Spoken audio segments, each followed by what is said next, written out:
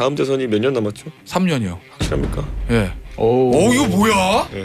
전 아까 제가 말씀드린 저는 이거 굉장히 도발적인 얘기인데? 예. 탄핵이라든지 뭐 이런 것들 언급한 것은 아니다. 근데 2016년에 박근혜 정부가 위기에 빠졌을 때 그때도 처음에 나왔던 얘기는 전혀 탄핵이라는 게 아니었습니다. 대통령께서도 지금 상황을 심각하게 받아들이셔야 된다.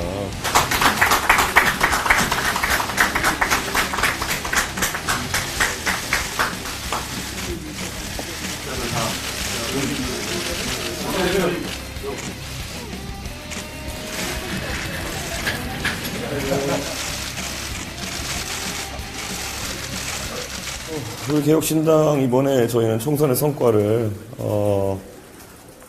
성공으로 평가합니다.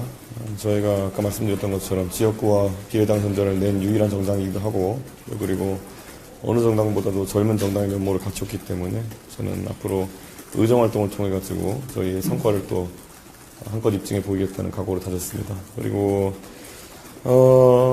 이번에 3명의 저희가 당선자를 배출했지만은 또 당내 이번에 또 다져진 팀워크와 그리고 또 인재풀이 많기 때문에 저희가 조기에 또 전당대회를 통해 가지고 이런 역할을 재배치하는 그런 과정을 겪을 것이다 라고 오늘 이야기를 했습니다. 그래서 제 개인적인 생각으로는 아까 60일 이내에 저희가 전당대회를 하도록 돼 있거든요. 총선 이후에. 그런데 5월 말 국회 개원 이전에 저희가 당 정비를 마칠 수 있었으면 좋겠다라는 의견을 오늘 피력했고 저희 실무적인 검토를 통해 가지고 언론인들께 공유할 수 있도록 하겠습니다. 다음 대선이 이제 3년 남았다는 말에 이제 확실하냐고 물어보셨는데 그게 뭐 조기 탄핵이나 뭐 이런 것까지도 생각을 하신 건지 정확히 어떤 의미인지. 저는 윤석열 대통령의 변화를 우선 촉구하고 싶습니다. 그리고 그 변화가 먼저 선행되지 않는다고 한다면은 윤석열 대통령이 임기 초에 가졌던 그런 뭔가를 밀어붙일 힘은 없을 것이다. 이런 생각을 합니다. 그래서 지금 또 거부권을 쓸 수 있는 의석을 가지고 있다 해도 총선 이후에 또 거부권을 쓰는 것은 더 큰 부담일 것이거든요. 왜냐하면 이미 거부권을 쓰는 것에 대한 평가까지 이번에 이루어진 것이 전 총선이라 보기 때문에 그런 국민들의 의사에 반해서 거부권을 또 쓸지는 좀 지켜보겠고요. 그렇기 때문에 윤석열 대통령께서도 첫째 제가 야당의 대표로서 바라는 바는 국정운영 스타일을 바꿔달라라는 것이고요. 그리고 만약에 그럼에도 불구하고 그렇게 되지 않는다든지 했을 때 저는 대통령께서 전국을 돌파하시기 위해 가지고 다양한 야당과의 타협안을 내실 수밖에 없을 거다. 근데 그중 하나가 권력의 어쨌든 분산을 위시한 그런 여러 개헌 과제라든지 이런 것을 내실 수도 있고 그리고 그 개헌이나 이런 것들이 탄력 있게 추진되기 위해서는 결국 권력 구조나 아니면은 임기 단축에 대한 부분도 얘기할 수 있다고 좀 봅니다. 그렇기 때문에 저는 당연히 이런 것을 상정하는 게 아니라 당연히 대통령의 변화가 먼저 최우선 과제이고 그런 일이 발생하지 않으면은 굉장히 국정 운영에 어려움이 생길 것이기 때문에 저는 그런 가능성을 놓고 언급한 것이지 뭐 탄핵이라든지 뭐 이런 것들을 언급한 것은 아니다 이렇게 말씀드리겠습니다. 근데 잘 기억하시는 것처럼 2016년에 박근혜 정부가 어느 정도 지지율이나 이런 저하로 해서 위기에 빠졌을 때 그때도 처음에 나왔던 얘기는 전혀 탄핵이라는 게 아니었습니다. 대통령께서 내각 총사퇴라든지 이런 걸 통해서 일신해달라는 요구가 처음이었고 그 다음에는 이제 국정조사나 특검을 하자는 여론이 그 다음에 있었던 것이고 그 이후에 이제 사실 그게 국민들이 만족하지 못했기 때문에 더 고조된 것처럼 전 대통령께서도 지금 상황을 심각하게 받아들이셔야 된다. 사실 여당이 선거를 이렇게 패하는 경우가 흔하지 않습니다. 아마 제가 기억하기로는 2016년 총선 박근혜 대통령이 결국 조기에 물러날 수밖에 없었던 그 계기가 됐던 그 총선 그리고 이번 총선이 아마 여당이 선거를 110석 120석 하는 거의 유의한 선거일 겁니다. 그렇기 때문에 심각하게 받아들였으면 좋겠다 이런 생각입니다. 저는 김건희 특검법 같은 경우에는 그 김건희 여사 관련된 의혹 중에 뭐 여러 가지 다양한 것들이 있고 뭐 그 중에서 사안별로 접근해야 될 필요성이 있다 이렇게 생각합니다. 그리고 저는 이런 많은 의혹에 대해 가지고 원래는 특검이라는 절차 이전에 국정조사 등의 그 입법부에서 활용할 수 있는 방법들을 사용할 것을 제안합니다.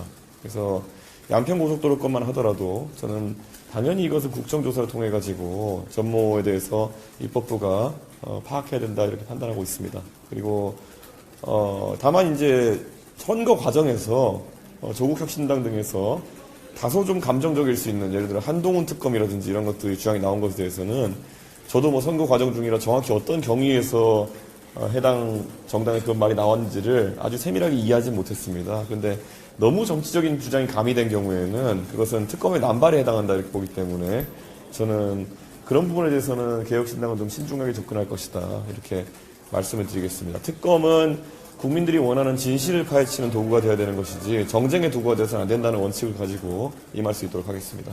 우선 주자로 발표를 했다. 그 천하람 위원장께서도 마크롱 하시는 거였는데 지금 개혁신당에게 주어진 과제가 있다면 전 대권보다도 지방선거를 이야기하고 싶습니다. 결국 국민의힘에서 제가 막강한 권한을 가진 거대 정당으로서의 대표로서도 역할도 해봤지만은 결국에는 우리가 처음부터 토대를 잘 만들어서 다져서 쌓아올린 그런 권한들이 아니었던 만큼 또 기득권의 저항에 쉽게 무너지는 모습을 제가 보였던 거 아니겠습니까? 그렇기 때문에 지금은 저 기득권과 당대당으로 맞서기 위해서는 지방선거에서 굉장히 많은 우리의 젊은 인재들이 역할을 해야 된다 이런 생각을 가지고 있습니다. 그래서 그 과정에서 저희가 만약에 성공적이라면은 그 이후에 이어지는 대선에서의 개혁신당의 역할도 또 부각되지 않을까 이런 생각이고요. 지금 당장 오히려 대권이라든지 이런 것에 대해서 너무 욕심을 가지고 우리 개혁신당이 활동하게 되면은 말 그대로 또다시 외로운 그런 기득권과의 싸움 맞이하게 될 것이다. 저는 그런 생각합니다. 그래서 지방선거를 중점으로 놓고 저희는 전략을 짜려고 합니다.